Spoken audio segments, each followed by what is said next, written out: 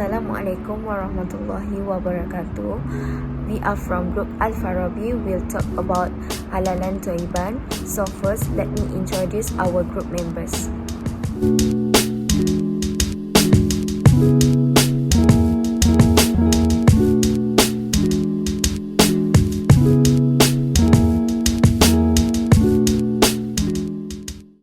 So first, let me introduce what is halalan thayyiban mean.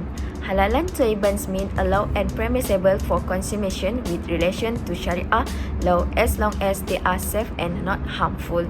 The opposite of halal is haram, non-halal which means forbidden and prohibited. Any food or drink which lies within the grey area and does not fall clearly under the halal or non-halal category is classified as shubha, alternatively called questionable or dubious. In this category, until the status becomes clear, Muslims should avoid consuming shubha food or drinks. The Prophet ﷺ has given a guideline concerning shubha matters.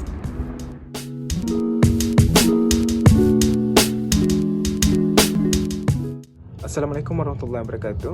Now I want to tell you about the definition of halalan thayyiban. The definition of halalan thayyiban in terms of meaning is something good or beautiful. It is the opposite of the bad. The meaning of halalan thayyiban is something halal that is good and avoid. Ibn Khatir in his book Tafsir Ibn Khatir stated that the word the thayyiban carries good meaning, beneficial and avoidable in terms of habit and Sharia. Thayyiban covers two related matters with the spiritual physical.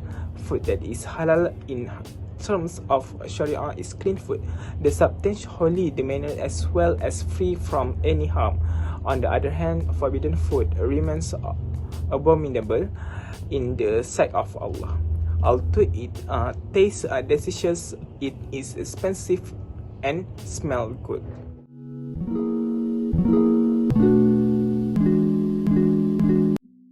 Konsep makanan halalan thayyiban in Islam ialah Islam amat menekankan konsep bersederhana dalam pengambilan makanan dan amat mengenji perbuatan membazir dalam pemakanan. So, melampau dan berlebihan semasa makan akan menyebabkan masalah kesihatan yang serius dan juga masalah obesiti. Oleh itu, makan secara sederhana amat selari dari aspek kesihatan dan tuntutan Islam. Sebagai Muslim yang sejati, pemakanan yang halal dan thayyiban adalah panduan yang amat baik untuk kita amalkan setiap hari untuk mendapat keberkatan dan rezeki dari Allah dan juga mendapat kesihatan yang terbaik, insya-Allah.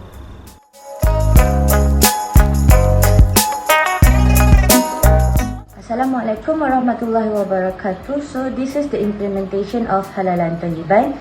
And for a Muslim, consuming food is not only good taste but also must meet the criteria of halalan thayyiban.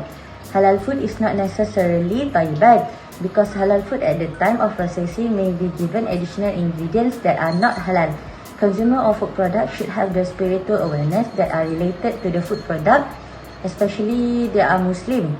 And consuming halal food thayyiban is an order from Allah Subhanahu Wa Taala, where this halal food product thayyiban has several characteristics that the food is classified as halal food, contains nutrition and balance, also safe. So this is the development concept of halalan thayyiban. In Malaysia, effort to realize the concept of halalan thayyiban as an important policy have been implemented over a variety of approaches in food industry involving production, processing, manufacturing, distribution and marketing of the food products, which must be done according to the requirement of hukum syara or syara law. In Malaysia, the application is implemented in the form of halal standard development, halal certification program and halal control system. And it is regarded as an important application when it was formally used as an official reference and developed as procedure manual for halal assurance system, HAS, even implementing of control system on the halal product itself. Okay, however, in the form of halal certification application, it is voluntary and not obligatory. This means that halal certification is not compulsory to food entrepreneurs. In fact, halal certification is an offer to entrepreneurs to certify their products by a halal certification body. And the Department of Islamic Development Malaysia, which is JAKIM, State Department of Islamic Religious Affairs, which is JAIN, and State Islamic Religious Council, which is MAIN. To further understand on the halalan thayyiban concept, entrepreneurs should also understand other Malaysian halal standard like halal food production, preparation, handling and storage. Understand the nature of the industry they are involved in. For example, in the food industry, comprehension and compliance with halal application as state are required. Currently, the halal standard known as the standard produce as guidelines to entrepreneurs in the food industry to produce products that meet the requirement based on halalan thayyiban. Remember that the halal certification system was introduced to assess the extent to which the industrial community, especially the operator, were able to meet and comply with the requirements set out in halal standard. In addition, to ensure that halal control are implemented properly, the authorities have enforced the Trade Description Act 2011, which seeks to ensure the halal logo is not misused or the halal term are being abused and used illegally and defrauded. This act also prevents any party from issuing halal certification to any party. It is contained in Act the only JAKIM, JAIN and MAIN is authorized and are the recognized bodies to issue the halal certificate. Okay, so in this context also, effort to strengthen the practice of the concept of halalan thayyiban must be enhanced through the effort of raising awareness and understanding of the application, especially with regard to halal certification procedure. As such, the effect of entrepreneur engagement is very important since consumers choose halal product because they have been assured of guarantee and certificate halal on the products that they are pure, clean and the quality is good. In today's industry, understanding the concept only is not enough because in addition to meeting religious claims, employers need to understand the demands and needs of the economy.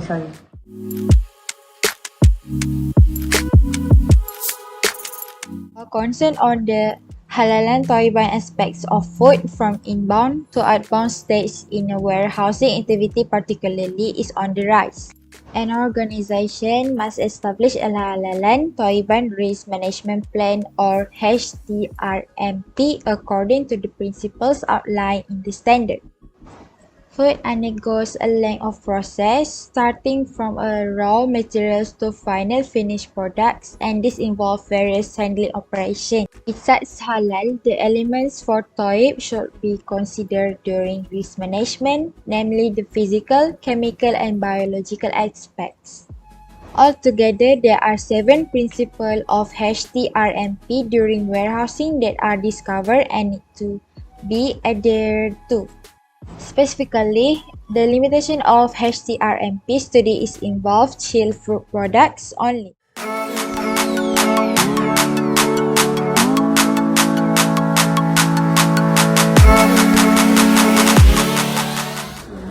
Assalamualaikum. Saya akan menjawab soalan awak ya. So pada kacamata saya ya, halal ni sebenarnya sekarang ni dah meluas. So halal bukan sahaja makanan, dan sekarang ni kita dapat macam-macam halal. Halal daripada segi kosmetik, barang kosmetik dan penggunaan barang-barang yang lain. Jadi pada saya halal itu adalah barang yang telah mematuhi segala kriteria halal itu sendiri. Di antaranya cara penyediaan dan juga kebersihan tempat tersebut.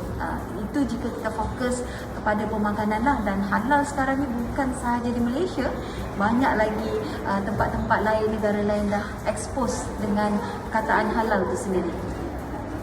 Waalaikumsalam. Spesifikasi halal dalam mata saya lah, dari pandangan saya. Halal ni seperti yang semua tahu, yang ramai orang tahu lah, dia lebih kepada makanan. Ialah makanan. Tapi tak semestinya makanan je. Dia contoh handbag, pemakaian lah, handbag kan, handbag sebagai contoh. Pemakaian handbag, ada yang orang keluarkan handbag tu guna macam kulit khinzir, lepas tu apa lagi yang haiwan-haiwan haram yang selainnya lah. Halal berasal daripada kalimah Arab iaitu hala, yahilu, hilan yang bermaksud dibenarkan atau dibolehkan oleh hukum syarak. Dari konteks penyediaan makanan, ia adalah ramuan yang boleh dimakan atau digunakan oleh orang Islam yang tidak mengenai apa-apa bahagian atau benda dari binatang yang dilarang atau yang tidak disembelih mengikut hukum syarak dan fatwa. Ia sebenarnya meliputi keseluruhan aspek kehidupan kita. Antaranya ialah sumber bahan pakaian, sumber ubat-ubatan, malahan kandungan bahan yang terdapat dalam alatan harian kita juga perlu dititik beratkan kesahihan halalnya. Pendek kata, kita tidak boleh lari daripada spesifikasi halal ini. Jadi bagi saya, spesifikasi halal itu sangatlah luas dan sebagai seorang Islam, kita semua perlu teliti tentang hal ini. Itu sahaja daripada saya. Terima kasih.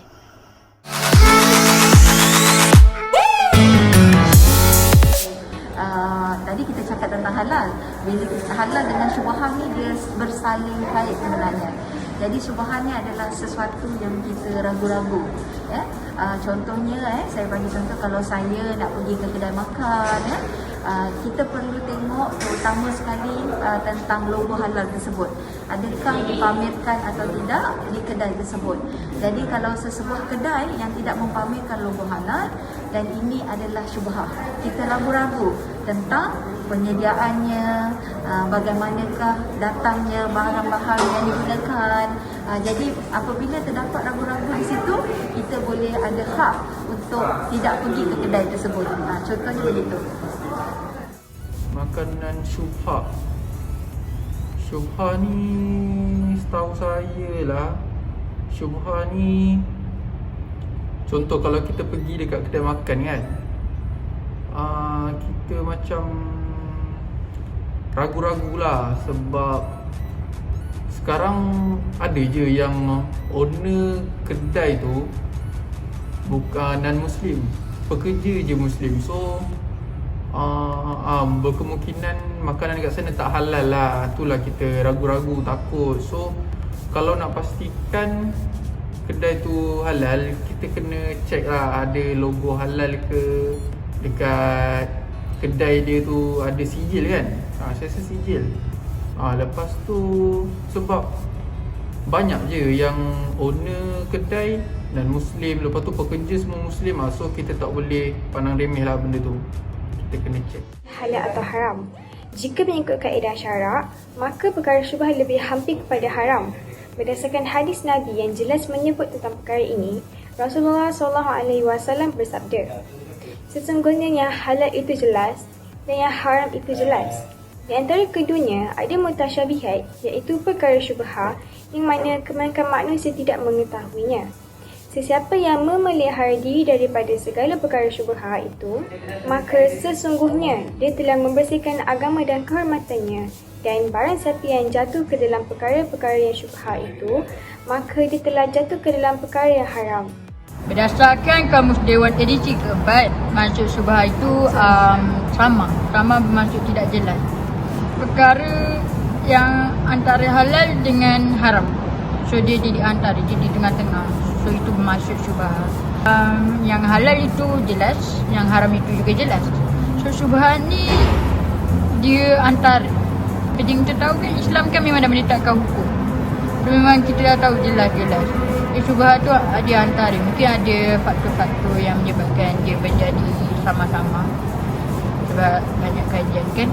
Makanan yang saya tahu ianya syubhah ialah contohnya enzim, gelatin, glyceride.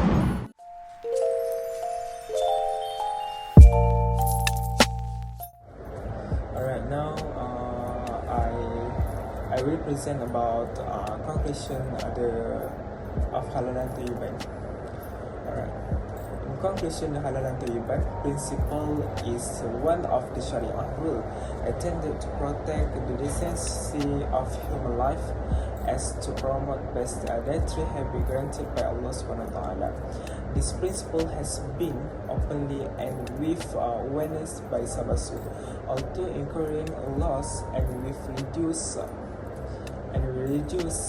profit at the beginning, but at the end. Sabaso management has managed to break even and make profit by focusing on existing product and continuously become the customer focal point. The halalan toyiban concept must be understood integratively by way of its internal and external aspect. It is important that this concept be absolutely understood as it standard to measure quality of consumerism. It has to be applied in the field of consumerism by all parties involved, whether it is consumer, government, manufacturer, supplier of businessmen. However, there are not many of those in the production of manufacturing business are giving consideration to it. That's all. Thank you.